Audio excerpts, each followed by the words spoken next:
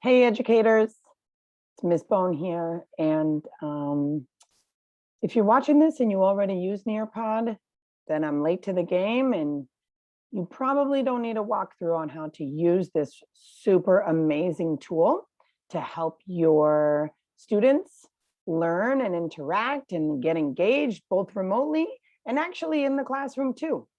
But if not, if you haven't started using Nearpod yet, and you use Google Slides for many of your lessons, especially remotely, you're going to want to watch this tutorial because Nearpod is, let me tell you, life-changing. You can see your students working in real time, catch it, give them feedback, make those slides super interactive. You can put exit slips on Nearpod. Your kids can turn in a page of work to you on Nearpod.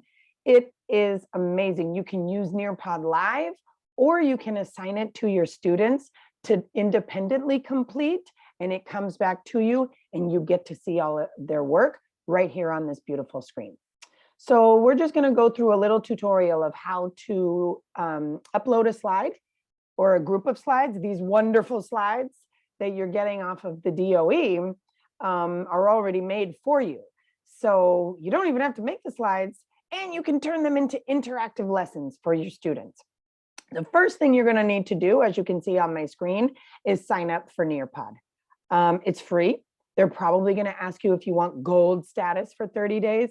If you do gold status, it is much easier to create Nearpod slides because you can do it right in Google Slides. But you know what? Even if you don't sign up for gold, or your school doesn't have Nearpod and you just want to do the basic minimum for free, it's no problem. You can download the slides and get them right off your drive and turn them into a lesson. Okay, so once you are signed up for Nearpod, you're going to see screens that look like, you're going to have like a library, a Nearpod library of all of your slides that you have uploaded. So let's walk through how to get those slides first onto Nearpod. So if you are looking at, let's say this week, we are doing some bar graph stuff, and you want to turn this into some Nearpod slides. The first thing you're going to need to do is make a copy of those slides because they need to be in your drive, your own drive, so you can access them on Nearpod. So you're going to go make a copy of the entire presentation. Okay, great. Once you make a copy of those slides, they're now in your drive, and you're going to go to Nearpod and you're going to click on create, and you're going to go right to create lessons. Once you open up create lessons, you're just going to upload files right here, and you're going to click on your drive.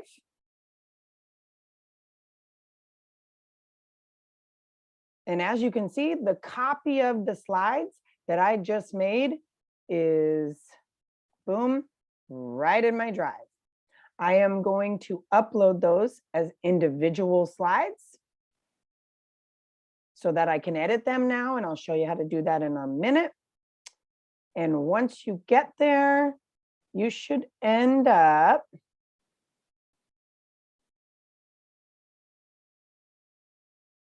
seeing those slides you just uploaded. You can then click on them, save those changes, and you can title that lesson. Let's title it Bar Graphs.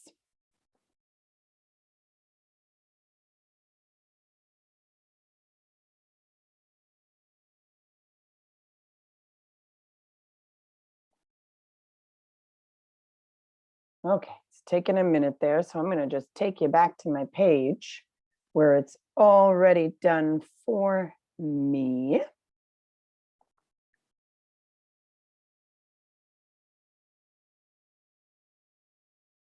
And in my library, I have a lesson titled Bar Graphs.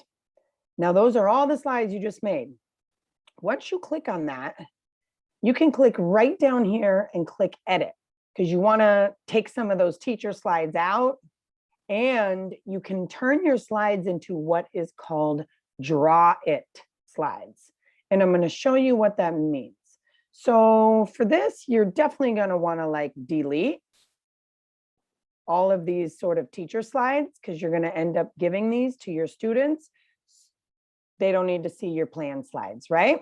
It's super easy just to click right on them in Nearpod and delete them all. Those are the slides that you are going to use for reference. So let's get those out of there. And like I said, whether you're using this with your students or you're assigning them the slides to complete independently, either way works. So let's look at a perfect slide that you could turn into a draw it slide. So down here you see that this slide on this bar graphs lesson requires the kids to create a bar graph. And the slide has some really excellent little squares to use as virtual manipulatives. But the amazing thing about Nearpod is you don't need them, because the kids can draw right on the screen. So I'm going to click on this slide that I imagine my students drawing right on and having, like, that's their activity page. That's what they're going to turn into me. I'm going to click on that slide, and up here in the upper right-hand corner, you see it says convert to draw it. You're going to click on that, and you want to save an original copy of the slide, probably just to be able to explain it to them first. I always like to have both of those copies. One copy of the slide is sort of for me as a reference. The other copy is going to be that one that the students actually draw on. So you're going to save this now. Now that we've converted that into a draw it slide, you can go back to your library. Always make sure you save those changes.